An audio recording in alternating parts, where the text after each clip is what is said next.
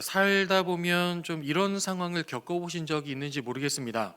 아마 한 번씩은 다 있으실 거라고 생각이 드는데요. 무엇인가 하면 우리가 살고 있는 집 또는 아파트 주변에 아래층, 위층, 옆층, 또 옆집, 윗집, 아랫집에 새로 이사를 들어온 것입니다.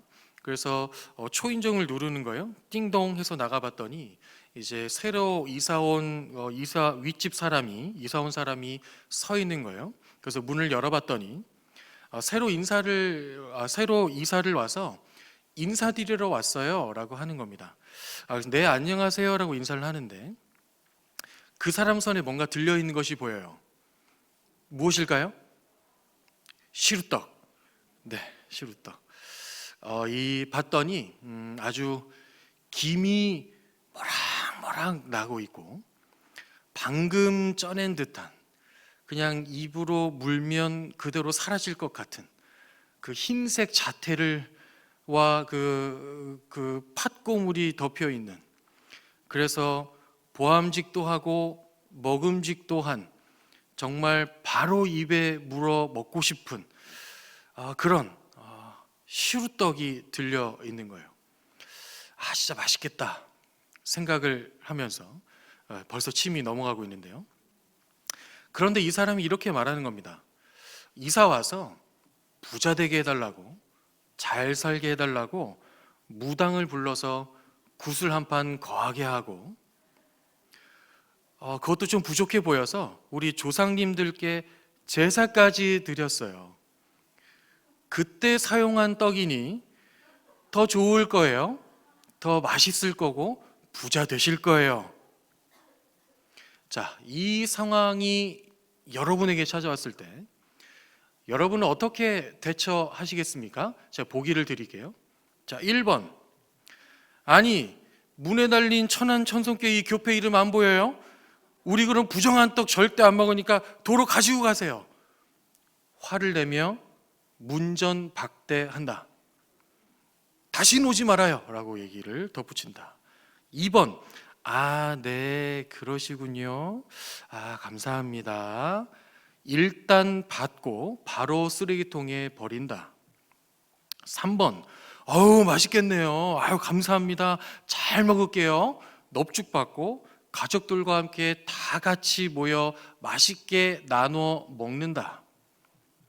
여러분, 이 1번, 2번, 3번 중에 몇 번이십니까?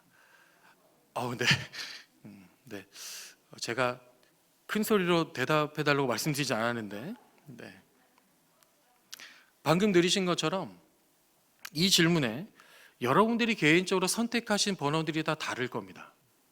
어떤 분은 1번, 어떤 분은 2번, 어떤 분은 3번. 네, 생각하시겠죠. 본인이 생각하신 번호들이 다 있을 거예요.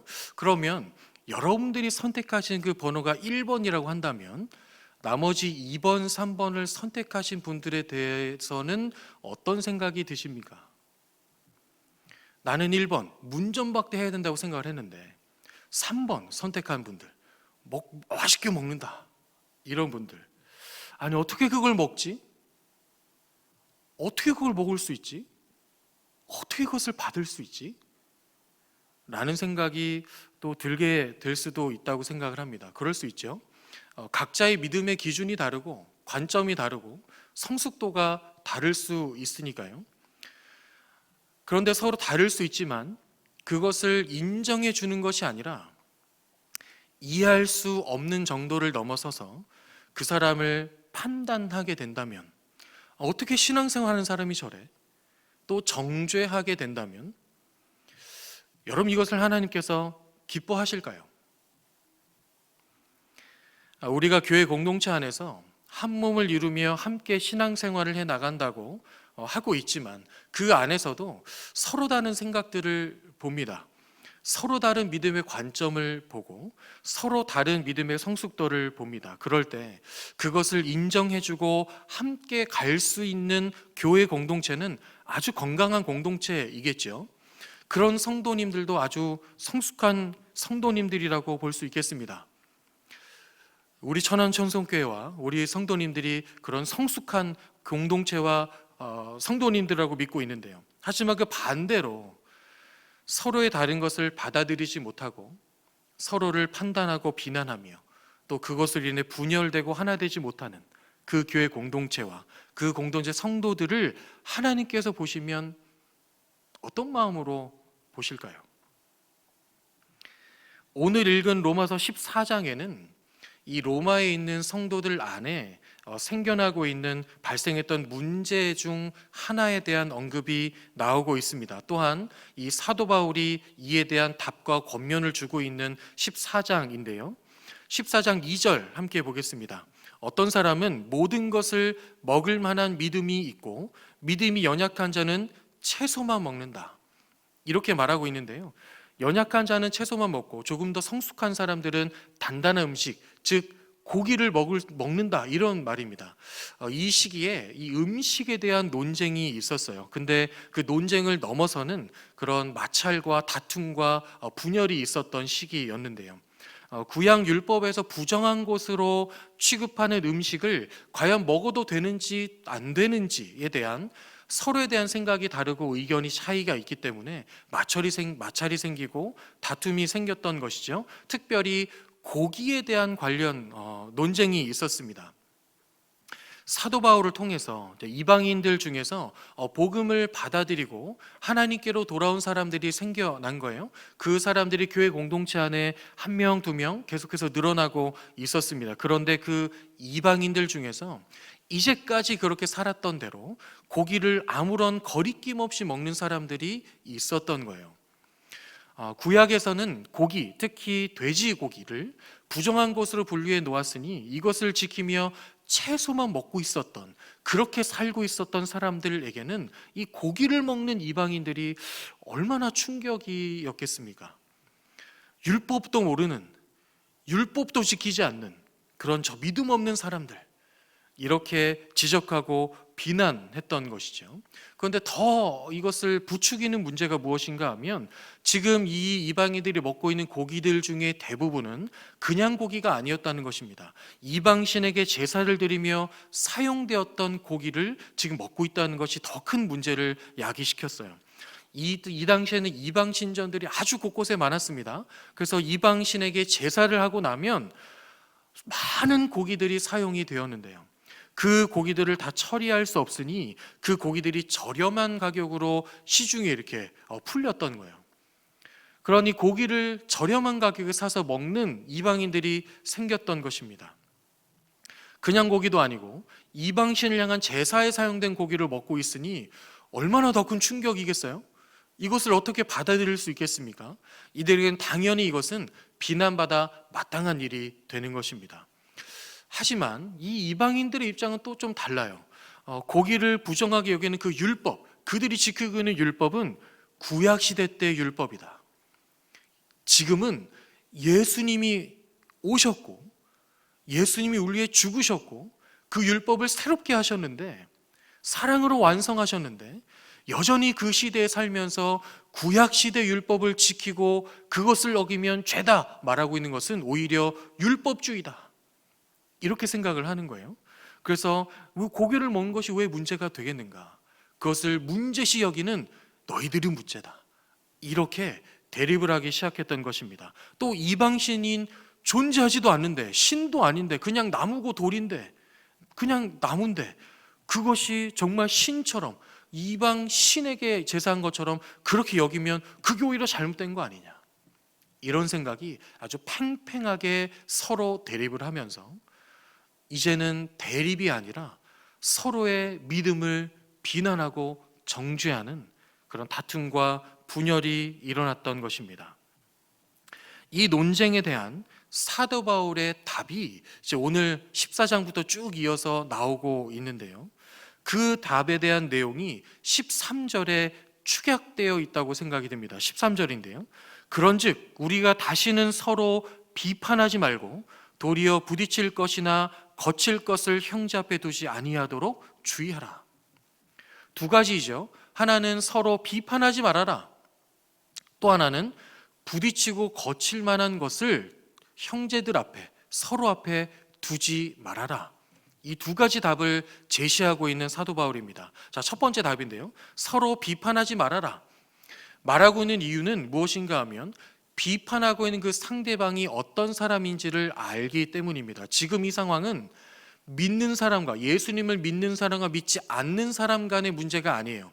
예수님을 믿고 영접하여서 성도로 한 공동체 안에 있는 믿는 사람과 믿는 사람 간의 문제입니다. 그러니 그 성도 안에 그 사람이 성도가 되게 하신 예수 그리스도, 그 예수 그리스도가 그 사람과 함께하고 있는데 그 사람을 비난하고 정죄하는 것은 그 안에 계신 예수님을 향해서 그렇게 하는 것이다. 이것을 기억해야 한다고 말하고 있는 것이죠.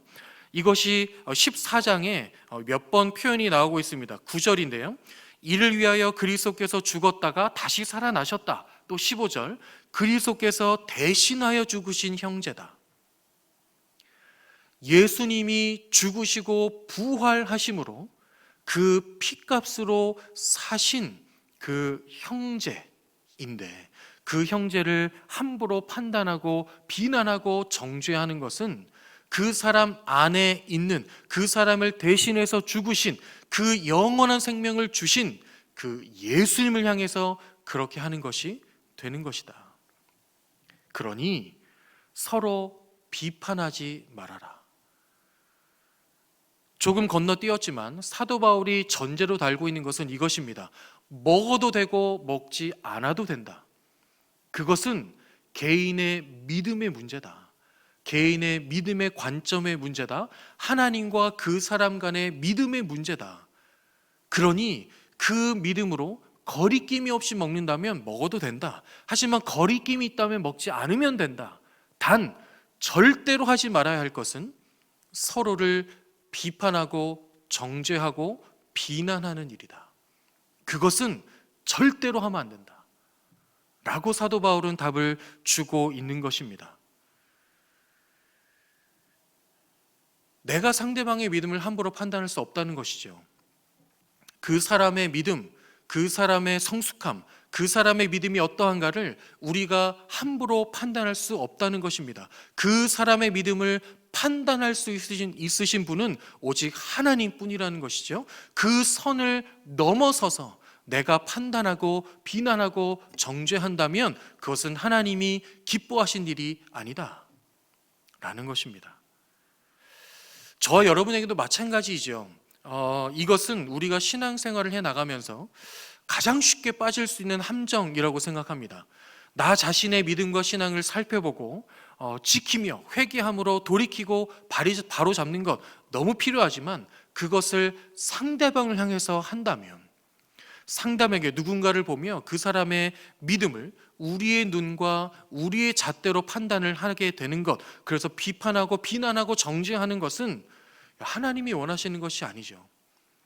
하나님이 정해주신 선을 우리가 넘어서는 일입니다. 혹시 우리가 마음속으로 생각으로 우리 공동체 안에 있는 누군가를 보며 그런 판단하는 마음이 있었다면 또 비난하는 마음이 있었다면 그것은 하나님이 원하시는 마음이 아닙니다. 살아가다 보면 이 신앙생활을 하다 보면 이 함정에 쉽게 빠지는 우리 자신을 보게 되는 것이죠. 그 사람 안에 있는 예수 그리스도를 존중할 수 있어야 하는 것이죠. 함부로 비난하고 정죄하는 것은, 함부로 판단하는 것은 하지 말아야 한다. 이것이 사도 바울이 주는 첫 번째 답이었습니다. 두 번째 답은 부딪힐 것이나 거칠 것을 형제 앞에 두지 말아라, 이렇게 말하는 것인데요. 첫 번째 이 답은 저와 여러분이 잘 지키고 신앙생활하고 있다고 생각을 합니다. 그런데 우리가 조금 더 중점을 두어서 보고 싶은 부분은 바로 이 부분이에요. 상대방이 시험에 들 만한 행동이나 말은 아예 하지도 말아라. 사도 바울이 주는 두 번째 답입니다. 그 이유가 무엇인가? 15절의 하반절 보시면 이렇게 되어 있습니다. 그리스도께서 대신하여 죽으신 형제를 내 음식으로 망하게 하지 말라. 망하게 하지 말라라고 말하고 있는 거예요. 내가 내 믿음 바라보고 나만 바라보며 나의 기준으로, 내 믿음의 기준으로 자유롭게 먹은 그 음식 먹는 행동, 그것이 누군가를 시험에 들게 할 것 같으면 그 형제를 망하게 하는 것이니 하지 말아라 라고 말하고 있는 것입니다. 시험에 들어서 그 형제의 믿음이 흔들리게 되고 그 믿음이 무너지게 되면 그 예수 그리스도께서 세워놓으신 그 믿음이 무너지게 되는 것이다, 망하게 되는 것이다 말하고 있는 것이죠. 여러분, 참 안타까운 그런 그 한국교회의 상황과 일들을 많이 보게 됩니다. 한국교회 가운데 교회 안에서 누군가의 행동과 말로 시험에 들어서 교회를 떠나는 그 성도들이 참 많아지고 있는 것을 우리가 계속 보게 됩니다. 목회자나 장로나 권사나 안수집사나 또 성도나 누군가를 보면서 시험에 드는 그 성도들이 많이 생겨나고 있다고 합니다. 그래서 그것으로 인해서 교회 공동체를 떠나는 그런 안타까운 일들을 많이 보게 돼요. 저도 이전에 겪었던 모든 그 교회들, 모든 교회가 아니라 이전에 겪었던 교회들에서 그런 성도들을 참 많이 보았습니다. 목회자를 보면서 시험에 드는 성도들을 가장 많이 보긴 했고요. 그리고 직분자들, 또 서로 성도들 간을 보면서 어떻게 믿는 사람이 저렇게 하는가, 어떻게 믿는 사람이 저런 행동을 하는가, 이것을 보며 교회를 떠나가는 사람도 많이 봤고요. 또 교회 안에서 정말 거룩하게 사는 사람인데 세상에서 살아갈 때는 너무 다른 모습을 보는 거예요. 그것을 보며 참 실망하고 실족하여서 시험에 들어서 또 교회를 나오지 않는 그런 성도들을 많이 보았습니다. 사도 바울이 말하고 있는 것은 그렇게 되지 않도록 하기 위하여 너희 스스로를 절제하여라 말하고 있는 것이죠. 이 두 가지 권면입니다. 서로 비난하지 말 것, 서로 시험에 들게 하지 말 것, 시험에 드는 행동은 하지 말 것, 이것을 말하고 있는데 이 두 가지 권면 모두가 하나님 나라를 아름답게 세워가는 일에 아주 중요한 두 가지라고 생각이 됩니다. 왜 그런가 하면 17절 보겠습니다. 하나님의 나라는 먹는 것과 마시는 것이 아니요 오직 성령 안에 있는 의와 평강과 희락이라. 우리가 눈에 보이는 어떠함으로, 눈에 보이는 이 영적 숫자적인 부흥이나 이런 것으로 우리 안에 하나님의 나라가 잘 세워져 갖고 있구나를 판단할 수 없다는 것입니다. 하나님의 나라의 본질, 핵심은 성령 안에 있는 의와 평강과 희락이라 라고 말하고 있는데요. 서로 비난하게 되면 그것으로 인해 평강이 깨지게 되죠. 또 서로를 시험에 들게 하면 그 형제 안에는 희락이 깨지게 됩니다. 그러면 하나님의 나라는 의와 평강과 희락인데 비난하고 시험에 들게 하는 것으로 이것이 깨지게 된다는 거예요. 우리 안에 있는 하나님의 나라는 우리가 눈으로 보이는 어떤 이런 형태나 이런 것들이 아니라는 것입니다. 우리 모든 성도들 안에, 우리 공동체 안에 세워지는 하나님의 나라는 우리 안에 있는 의와 평강과 희락입니다. 그것입니다. 그런데 그것을 깨트릴 수 있다는 것이죠. 그래서 하나님의 나라를 잘 세워나가기 위해 우리가 해야 할 일을 이것으로 말하고 있는데요. 19절입니다. 그러므로 우리가 화평의 일과 서로 덕을 세우는 일에 힘써야 한다. 서로 비판하지 않고 화평을 세우는 일, 서로 시험에 들지 않도록 덕을 세우는 일, 이것이 하나님 나라를 우리 안에 잘 세워나가기 위해 우리가 반드시 해야 될 일이다. 사도 바울은 이 권면으로 마무리를 하고 있는 것입니다. 그런데 여러분, 화평을 이루는 것, 서로 덕을 세우는 것, 무엇으로 할 수 있습니까? 이럴 때 중요한 것이 절제입니다. 21절 보시죠. 고기도 먹지 아니하고 포도주도 마시지 아니하고 무엇이든지 내 형제로 거리끼게 하는 일을 아니함이 아름답다 라고 말하고 있습니다. 사도 바울이 권면하고 있는 것은 고기를 먹어도 되고 먹지 않아도 되지만 그 일을 결정할 때에 중요한 것은 절제다. 할 수 있지만 그것이 누군가에게 시험에 들게 하는 말이나 행동이라면 하지 않는 것이 아름다운 일이고 하나님의 나라를 유지하고 세우는 일이다 라고 말하고 있는데요. 이 절제가 우리 안에 있게 되면 결국 이루어지는 것 두 가지가 있다고 생각이 됩니다. 그 두 가지가 이루어지기 때문에 절제하게 되면, 절제가 우리 안에 있으면 하나님 나라가 우리 안에 세워진다고 믿는데요. 이것을 나누고 설교를 마치려고 합니다. 첫 번째는요, 우리는 절제를 통해서 하나님이 우리에게 주신 자유의지를 올바르게 사용하게 된다는 것입니다. 이것을 통해서 하나님의 나라가 세워진다는 것인데요, 하나님께서 우리에게, 인간에게 자유의지를 주셨습니다. 그런데 하나님께서 원하시는 올바른 자유는 무엇인가? 이것은 세상이 말하는 자유와는 다르죠. 세상이 말하는 자유는 내가 바라고 원하는 대로 모든 것을 마음대로 할 수 있는 것, 세상이 말하는 자유입니다. 어느 순간 우리 안에, 우리 교회 안에, 성도들 안에도 이 자유에 대한 개념이 세상의 개념과 혼용해서 쓰이는 것들을 보게 됩니다. 하지만 세상이 말하는 자유는 그런 것이지만, 내가 원하는 대로, 내가 할 수 있으면 하면 되지, 내가 말할 수 있으면 말하면 되지, 내가 행동할 수 있으면 하면 되지, 이게 자유라고 잘못 생각하는 경우가 많이 있는 것이죠. 성경이 우리에게 말하고 제시하는 자유는 그 반대입니다. 그 반대입니다. 우리 성도들에게 주어진 자유는 할 수 있지만 하지 않을 수 있는 자유입니다. 가령 죄를 지을 수 있지만 죄를 짓지 않을 수 있는 자유, 내 마음대로 살 수 있지만 그렇지 않고 하나님의 뜻대로 살아가는 자유, 성경이 말하는 자유는 이런 자유입니다. 똑같죠?